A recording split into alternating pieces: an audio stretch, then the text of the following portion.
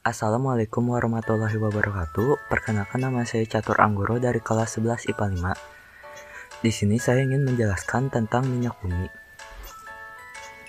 Minyak bumi adalah salah satu campuran cairan yang terdiri dari jutaan senyawa kimia. Sekitar 90% hingga 97% minyak bumi adalah campuran kompleks yang terdiri dari senyawa hidrokarbon. Hidrokarbon yang terkandung dalam minyak bumi terutama adalah alkena. Sedangkan sisanya adalah sikloalkana, alkena, alkuna, dan senyawa aromatik. Komponen kecil lainnya selain hidrokarbon adalah senyawa-senyawa karbon yang mengandung oksigen, belerang, ataupun nitrogen. Gas alam sebagian besar terdiri dari alkano suku rendah C1-C4 dengan metana sebagai komponen utamanya. Selain alkana, juga terdapat gas lain seperti CO2, O2, N2, H2S, ataupun gas mulia seperti helium dalam jumlah yang sangat sedikit. Minyak bumi terbentuk dari pelapukan berbagai macam sisa-sisa organisme, seperti tumbuhan, hewan, dan jasad-jasad renik yang sudah tertimbun dalam dasar lautan bersama lumpur selama jutaan tahun. Lumpur tersebut akan berubah menjadi berbagai batuan sedimen yang berpori, sedangkan sisa-sisa organisme akan bergerak ke tempat yang tekanannya rendah dan terkumpul pada sebuah daerah perangkap, yaitu batuan kedap. Gas alam, minyak, dan air akan terakumulasi sebagai deposit minyak bumi.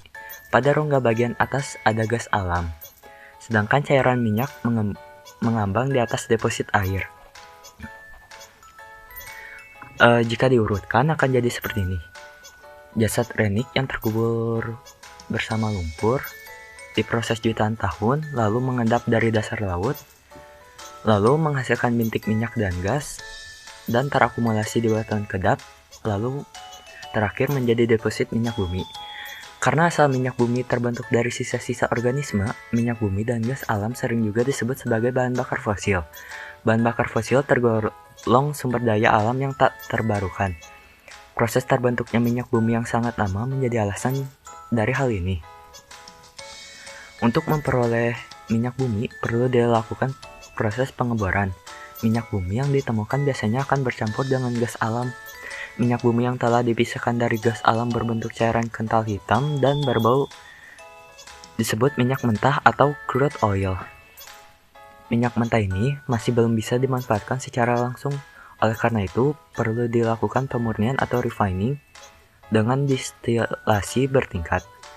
Prinsip distilasi ini adalah pemisahan komponen-komponen campuran berdasarkan perbedaan titik didih sehingga diperoleh kelompok-kelompok komponen dalam rentang titik didih tertentu yang disebut fraksi-fraksi.